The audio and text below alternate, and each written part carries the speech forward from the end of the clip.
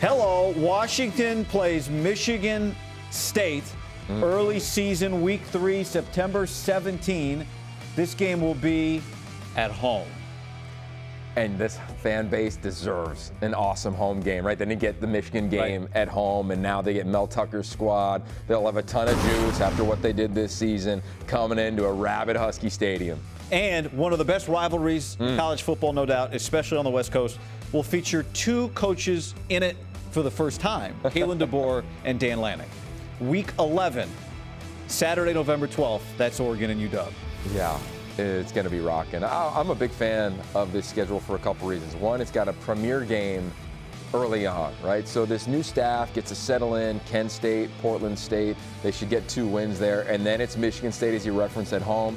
It's Stanford at home as well, which is exciting. So you got a chance. We're going to find out who this team is within the first month of the season.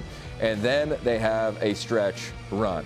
UCLA on the road, ASU on the road, and then Arizona. And you think about having all those games in a row. Arizona, they're a team that's going to continue to grow, and then they get Cal. So then they finally get a break for them. So if they can get through that stretch, they'll be able to exhale and say, okay, how are we feeling? Can we finish this thing off? And I go to a signature win opportunity, right? You talked about Oregon and UW. How about the Apple Cup? Signature opportunity now to swing the pendulum back to the other side of the state for this new coaching staff and Kalen DeBoer. The question is, will Husky fans storm the field in Pullman if they win that game and return the favor? You mentioned it. The bye comes week 9 after that game at Cal before Oregon State at Oregon, Colorado at Wazoo to finish. So it's not easy, but I think to your point, for all the challenges that will be there, that early Kent State, Portland State, you know, this year, a game that maybe got overlooked, week 1, hurt them. Oh, yeah, right?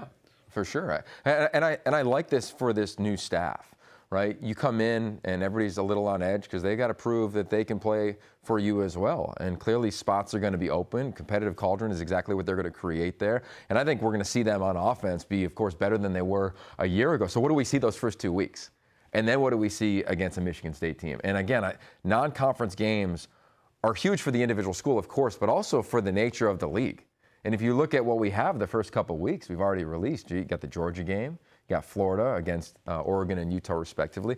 I love this game. It's one of the bigger games to me that I look at. I got it as my 3rd biggest game on the schedule when you look at all the non-con games among Pac-12 teams. So Florida, Utah, Georgia. I go Oregon. Georgia, Oregon 1, Florida, Utah 2, and Michigan State, UW 3. Yeah.